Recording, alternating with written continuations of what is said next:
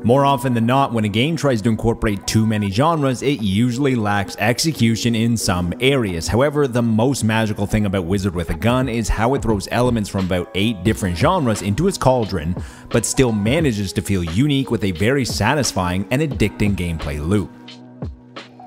The recipe is approximately 1 part dungeon crawler, 1 part roguelite, 1 part survival game, a pinch of extraction game, a dash of shooter, and then add crafting to taste.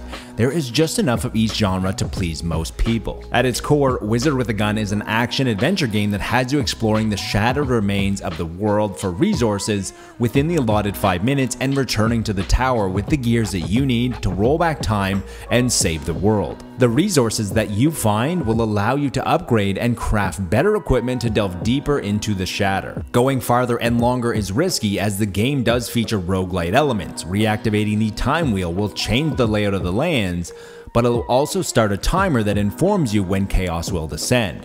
There are ways to delay chaos in the shatter, but once the timer runs out, everything becomes much more dangerous as the stakes get raised because dying will cause you to lose everything that you've discovered during that run. Progress can feel a little slower at the start as there are a lot of systems that the game needs to explain to you, but once you start to understand the language of the world, everything clicks into place. There will undoubtedly come a time when you can't find the resource that you need until the realization sets in that you are in complete control of everything. If you need rotten wood, shoot down a tree with toxic bullets. There is usually more than one way to get something that you need in Wizard with a Gun, and a lot of the fun is actually discovering what the combinations are. On the low end, you're looking at about 20 hours, but 25 to 50 is more accurate for what most people will experience, especially those with a stronger affinity to cosmetics and base building than I am.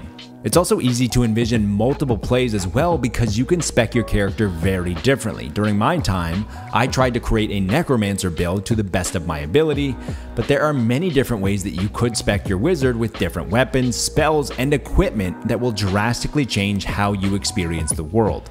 There are a few quality of life issues that would have smoothed out the experience, like the ability to transfer your ammunition from your old gun to your new gun without having to completely waste it.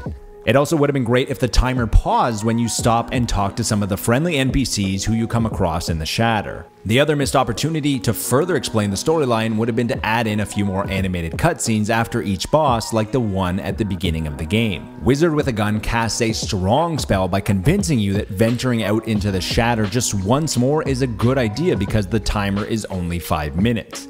Almost every time, that 5 minutes melts into an hour, which is a testament to how Wizard with a Gun constantly dangles the carrot just in front of you with its extremely addicting gameplay loop that never gets boring as the world evolves, environments change with new difficulties, different enemies emerge, gear improves, and the challenge increases.